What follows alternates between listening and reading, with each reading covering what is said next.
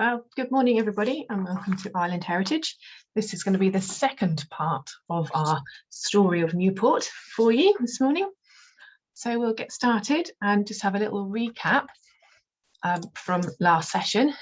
So if you were with us last session, or if you weren't with us, then this will update you on where we were. So we talked about Newport's prehistory through to it becoming a sort of a thriving new town.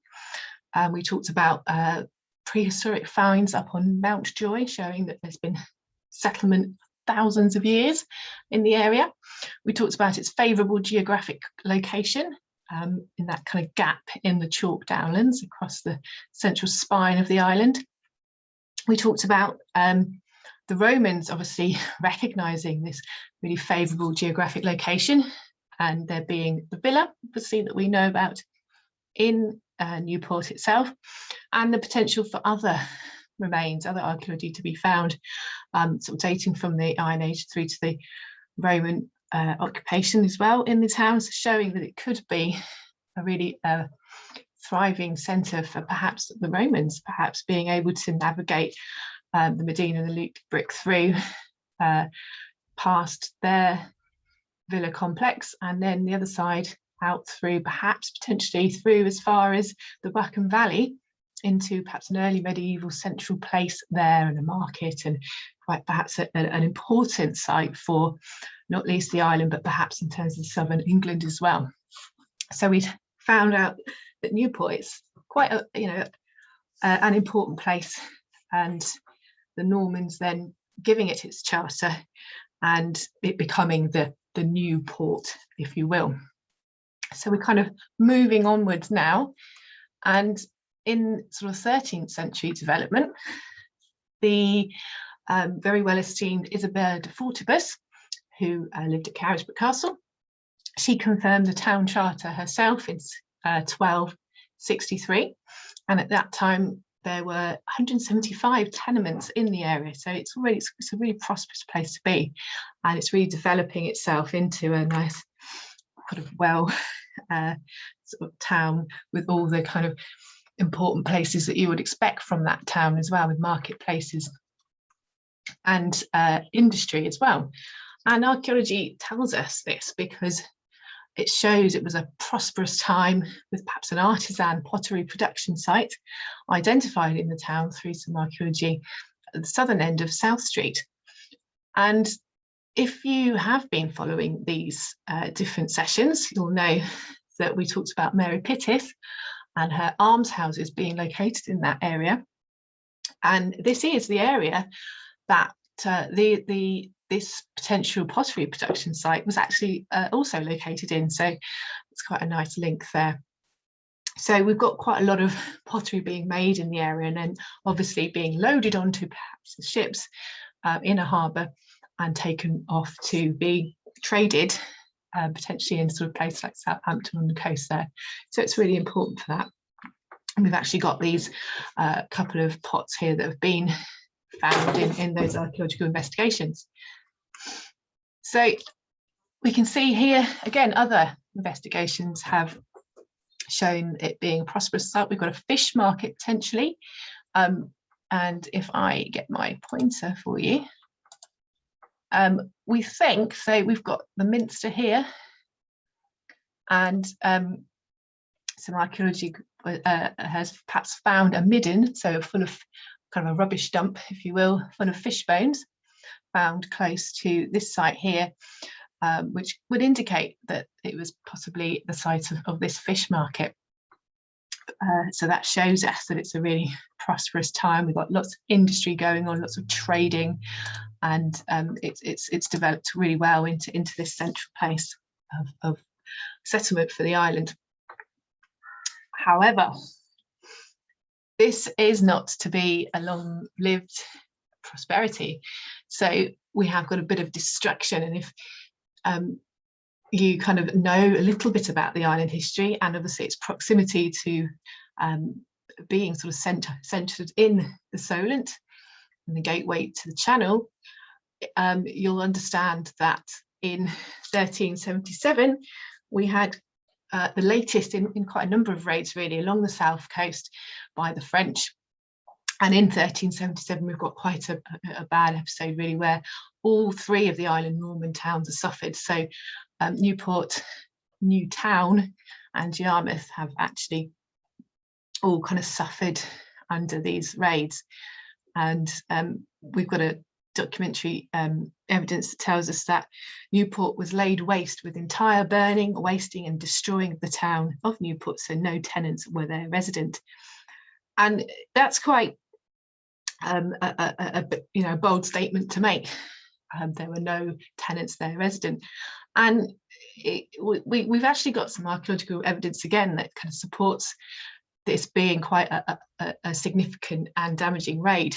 In 1981, there was an excavation of water pipe which uncovered a layer of burnt material, and we think that this is perhaps the evidence of that raid and how it had raged, that devastation.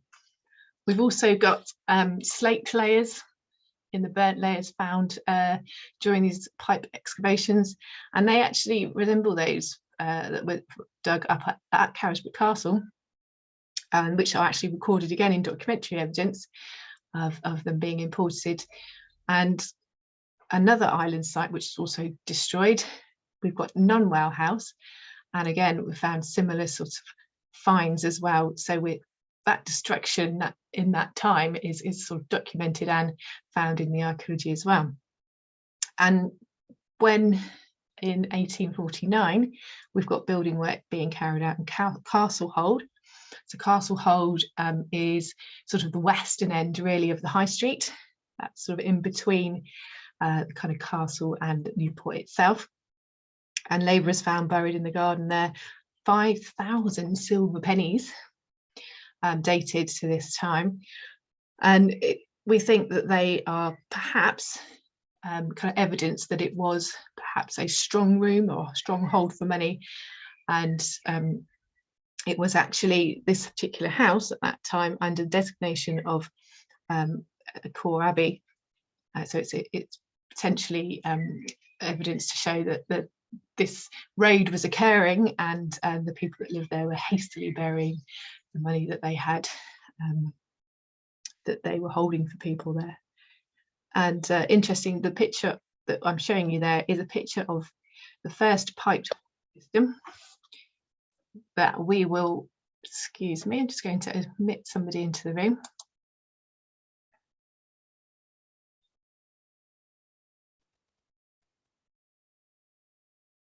Hello, Jane.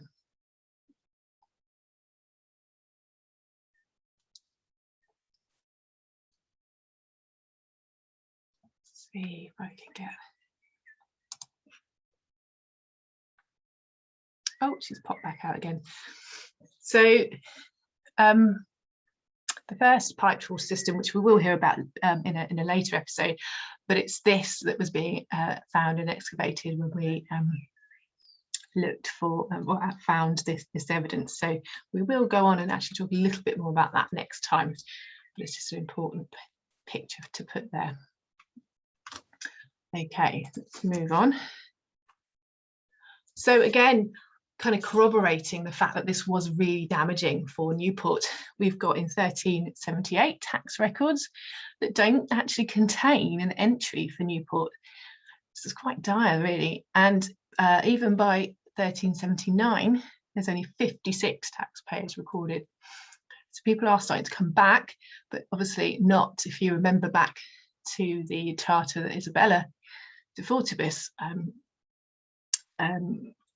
brought in. It records in there that there were 175 kind of tenements where people were living, and we've only got kind of 56 people recorded there, sort of 100 years later or so.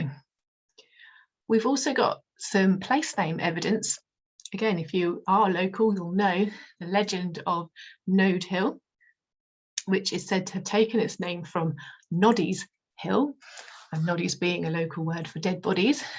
And previously, Trafalgar Road, which we can see here, if I pop my pointer up for you, this one here, obviously has connotations to Battle of Trafalgar. But previous to that, it was called Dead Man's Lane.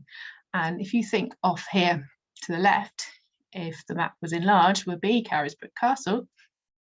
It's not too much of a stretch of imagination to think that the French raiders were perhaps chased down, as legend would have it, from the castle and potentially along this routeway and ambushed. And this then being over time turned into Deadman's Lane, and then this area that we call Node Hill perhaps is where these bodies were then buried close to that battle site. And over time we get Node Hill for that area.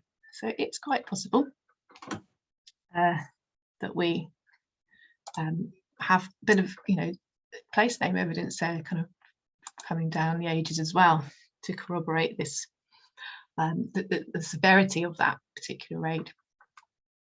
And on top of this now, we've got plague. And again, as with most of the country, we are seeing that that Newport, indeed the island, has suffered as well over the years from plague and different outbreaks of that disease.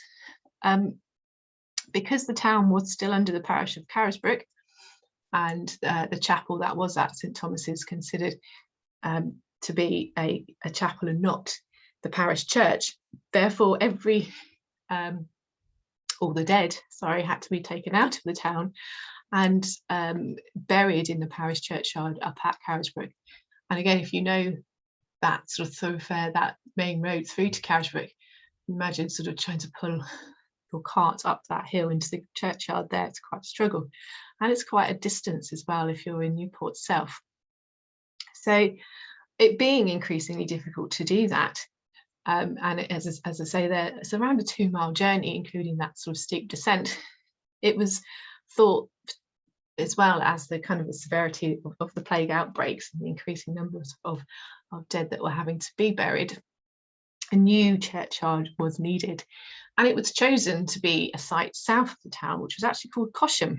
We've got Cosham Manor being mentioned. Cosham Manor probably lying somewhere under where the current Morrison's store is. And obviously the graveyard, if you're not aware of Church Lytton, being this new graveyard, this new cemetery that was in 1582 chosen to be the new burial ground for these bodies and for everybody as well in Newport itself.